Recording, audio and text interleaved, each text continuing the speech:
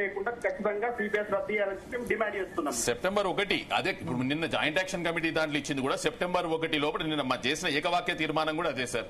ఏమనంటే 1 సంవత్సరం లోపుగా మేనిఫెస్టోలో పెట్టిన విధంగా సిపిఎస్ రద్దు చేయమని. ఈ లోపల మీరు ఏం చేసినా ఇప్పుడు దాని కొరకు మీరు ఏ విధంగా చేయాలి ఏం చేయాలి తెలియకపోతే ఆ రాష్ట్రాలకు వెళ్లి తెలుసుకొని వచ్చి చేసినా నష్టం లేదు. ఇప్పుడు దాని కొరకు మీరు ఆఫీసర్స్ కమిటీ వేసి వాళ్ళని పంపించండి, వాళ్ళని తెలుసుకొని రమ్మనండి. ఇప్పుడు దేవయ్య గారి బాధ కూడా ఏమిటంటే ఒక జీవోతో రద్దు అయ్యే దాని కొరకు ఇంతలో లేదు, కానీ జీవో ఇవ్వడం ఎట్లా దాని విధి విధానం ఏమిటిదని తెలియకపోతే దాని కొరకు ఒక కమిటీ ఇప్పుడు ఆఫీసర్స్ కమిటీ ఎట్లేస్తున్నారో వీళ్ళు ఎట్లేస్తున్నారో వీళ్ళందరినీ జార్ఖండ్, ఛత్తీస్గఢ్, రాజస్థాన్, హిమాచల్ ప్రదేశ్ పంపిస్తే అయిపోయాయి కదా సార్. ఎందుకు హిమాచల్ ప్రదేశ్ పంపించండి? లేటెస్ట్ గా కాంగ్రెస్ పార్టీ గెలిచిన ప్లేసు, కేబినెట్ ఫస్ట్ మీటింగ్ లోనే చేసిన ప్లేసు, అక్కడ ఎట్లా చేసిండ్రో వాళ్ళు చెప్తారు, ఎట్లా చేయాలో చెప్తారు. ఇక్కడికి వచ్చి ఒక సార్ మాకు సిపిఎస్ 100 రూపాయల స్టాంప్ పేపర్ మీద ఒక అగ్రిమెంట్ చేసుకుని మా ప్రాణం తాకట్టు పెట్టేసింది సార్. ఇప్పుడు బాధ ఏమిటంటే ఇది భారం అవుతుందని కాదు, వీళ్ళు ప్రతి నెల వీళ్ళు 400 కోట్లు ప్రభుత్వం తీసుకుపోయి అప్పనంగా పెడుతున్నది. కానీ రిటైర్ అయిన తర్వాత ఈ 400 కోట్లు కాదు, వాడు రిటైర్ అయిన ప్రతి ఒక్కరికి 1000 రూపాయలు, 1200, 2000, 3000 వస్తున్నాయి సార్. ఇప్పుడు ఈ 400 కోట్లు మాకు పెట్టకండి, మీ దగ్గరనే పెట్టుకోండి అంటున్నాం.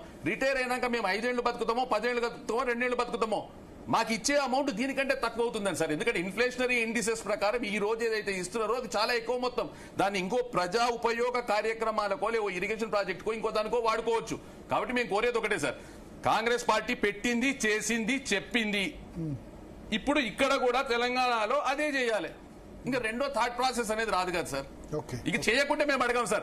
వీళ్ళు నిజంగా ఇంకే రాష్ట్రంలో చేయలేదు. ఇప్పుడు బీజేపీని అడగలుగుతామా? 15 రాష్ట్రాల్లో సొంతంగా ఉంది, ఇంకో 5 రాష్ట్రాల్లో కోalition లో ఉంది, 2 యూనియన్ టెరిటరీస్ లో ఉంది. ఎక్కడ కూడా చేయలేదు, వాళ్ళు చేయట్లేదు. కాంగ్రెస్ ప్రభుత్వం చేసింది. అంతెందుకు నిన్నటికి మొన్న ఛత్తీస్గఢ్ లో పాత పెన్షన్ పునరుద్ధరిస్తే ఆగస్టు 1 నుంచి మళ్ళీ మేము యూపీఎస్ లోకి వెళ్తామని చెప్పి బీజేపీ వాళ్ళు ఒకటి తీసుకొస్తున్నారు. కానీ కాంగ్రెస్ పార్టీ అట్లా కాదు కదా, దే హావ్ డన్ ఇట్. అక్కడ చేసినప్పుడు ఇక్కడ చేయడానికి నష్టమేంది? జాతీయ స్థాయిలో కాంగ్రెస్ పార్టీ ఎందుకు మేనిఫెస్టోలో పెట్టలేదు సార్? ఒకటే విధానం సార్, దీనిలో జాతీయ స్థాయిలో కూడా దాన్ని పెడుతున్నారు. కాకపోతే ఇక్కడ ఏమిటిదంటే సింపుల్ లాజిక్ లో ఒక లాజిక్ తీసుకున్నారు. ఏమిటి? స్టేట్ బై స్టేట్ రాష్ట్ర ప్రభుత్వాలు వాటి మీద నిర్ణయం తీసుకోవచ్చు. రాష్ట్ర ప్రభుత్వాలు నిర్ణయం తీసుకోవచ్చు, కానీ కేంద్ర ప్రభుత్వ ఉద్యోగులు చాలా మంది 2003 తర్వాత జాయిన్ అయిన వాళ్ళకి వర్తింపజేయవచ్చు కదా. వాళ్ళ దానికి కూడా మేము అందుకే ఒక దగ్గరికి చేర్చి ఈ 1 కోటి మందిని కూడా దానికి ఒక సంఘం స్థాపించి ఎంఓపీఎస్ అని చెప్పి ఇప్పుడు ఆ ప్రయత్నంలోనే ఉన్నాం సార్. ఇప్పుడు ఏంటంటే అడిగేవాడు ఉంటే పెట్టేవాడు ఉంటాడు సార్. సో జాతీయ స్థాయిలో ఈ ఉద్యమాన్ని బిల్డ్ చేయడానికి ఈ 15 ఏళ్ల కాలం పట్టింది. ఇప్పుడు ఎవరెత్తినా, ఎవరు పాడినా, ఎవరు చెప్పినా ఇప్పుడు సిపిఎస్ రద్దు కావాలంటారు సార్. అంతెందుకు సార్, ఎన్పిఎస్ లో ఉన్న లోపాలను గుర్తించే కేంద్ర ప్రభుత్వం యూపీఎస్ తీసుకొచ్చింది. అంటే లోపాలు ఉన్నట్టే కదా, లోపాలు నష్టం ఉన్నట్టే కదా, ఎవడు రానట్టే కదా. మరి ఎన్పిఎస్ నుంచి యూపీఎస్ కి వచ్చినప్పుడు ఎన్పిఎస్ నుంచి ఓపీఎస్ రావడానికి ఉన్న ప్రాబ్లం ఏమిటిది? There is no exit policy అంటారు. There is a clear exit policy. When you can come out of NPS to UPS, why can't? అంతెందుకు సార్, 1 కోటి మందిలో వీళ్ళు అడిగినారు ఎన్పిఎస్ లో ఉన్న వాళ్ళు ఎవరైనా యూపీఎస్ కు పోతే వాళ్ళు ఆప్షన్ ఫామ్ ఇచ్చేయమని 17,000 మంది చేసింది సార్. మిగిలిన వాళ్ళంతా లెటర్లు రాసిండ్రు, పోస్ట్ కార్డులు వేసిండ్రు. ఏమని? కాదు బాబు, మాకు ఓపీఎస్ఏ కావాలి, నో ఎన్పిఎస్, నో యూపీఎస్ అని. ఓకే, ఒక కాలర్ లైవ్ లో సిద్ధంగా ఉన్నారు హైదరాబాద్ నుంచి. నమస్కారం భరత్ గారు. నమస్కారం, చెప్పండి. ఈ రోజు మన ప్రజా ప్రభుత్వం అని చెప్పుకునే కాంగ్రెస్ ప్రభుత్వం తన మేనిఫెస్టోలో మొట్టమొదటిగా ఉద్యోగులకు సంబంధించిన విషయంలో మొట్టమొదటి అంశంగా పాత పెన్షన్ పునరుద్ధరణ, సిపిఎస్ రద్దు అనేది పెట్టడం జరిగింది.